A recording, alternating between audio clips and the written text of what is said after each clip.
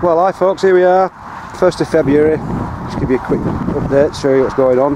The answer to that is not much. It's been so mild, we've not had any frost or snow or anything, so everything's still growing. As you can see, so are the weeds starting to get annual weeds in the middle of winter because it's been so mild, it's not killing them off.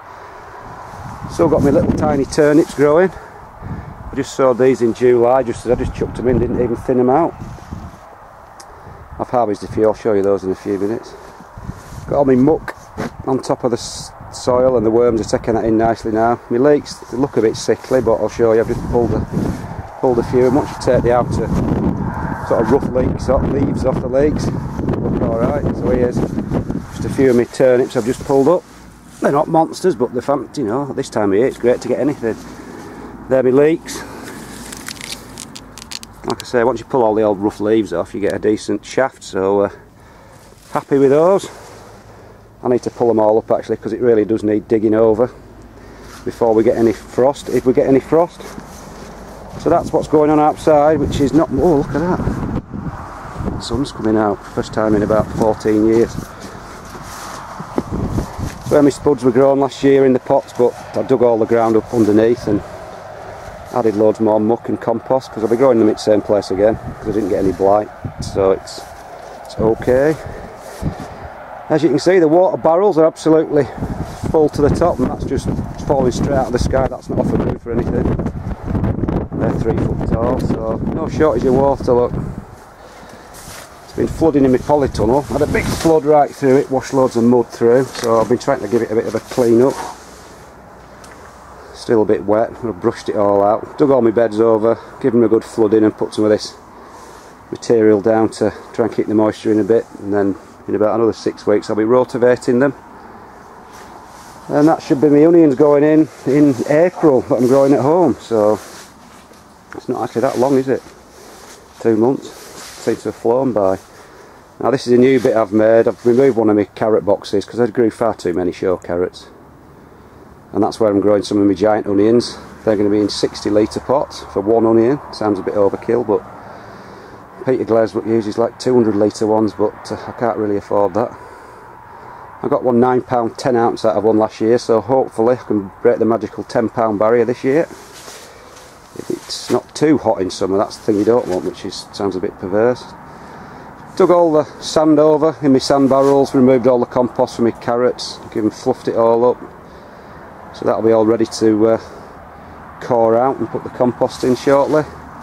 That'll be April the 1st.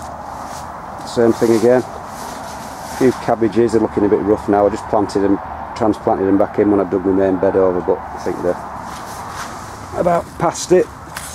No, in fact, if you look, be able to get a head out of that, so I'll take that home as well. Cabbages in February. Oh, it's freezing. So I'll just pick a carrot, any carrot.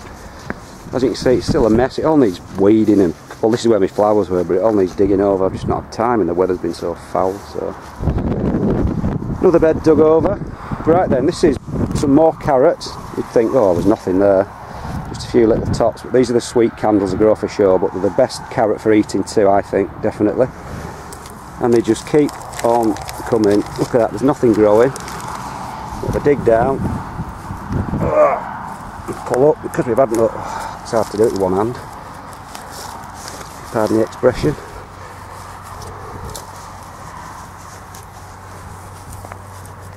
There you go, and there you go. Another foot long carrot in February, perfect for eating. They're absolutely wonderful, a sweet candle. I mean, these were ready in August and they've just held on perfectly fine in February, so I'll pull another one up just to show it's not a fluke. Another one there. Might be able to pull this one up with the tops. There you go. Another one, foot long, absolutely gorgeous to eat. So if you're going to grow carrots for eating, I would definitely grow sweet candles. They're the best tasting ones ever. They cost a little bit more, but they're fantastic. Even when they're big, they're not woody and they're just sweet and tender, so give them a go. Oh, my fingers are freezing, so we'll just have a final quick look. Here's my last bit. Yep. Kale's just about finishing now, starting to go to seed. I can still pick a few little leaves off, so you know it's been lasting about 6 months or so. How my onions doing? My overwintering ones starting to grow a little bit under my cloche, but might not be freezing, but it's still not warm. There's been no sun, but it's plenty of time for those. These are the ones that grew a little bit earlier. They're a little bit bigger, that needs weeding. But we'll see how they get on. They'll spring into life. Wow, not been up here for a while. I think I need to pick some broccoli. Seems to be going bonkers very, very early. But that's the mild weather for us. Tons of it. I'll pick a load of that, I think. So anyway, that's about it, folks. February, still freezing, but not super cold. No frost, no snow yet. Things are coming into flower. Things are being harvested much earlier than they should be, like this. So that's about it, folks. See you later.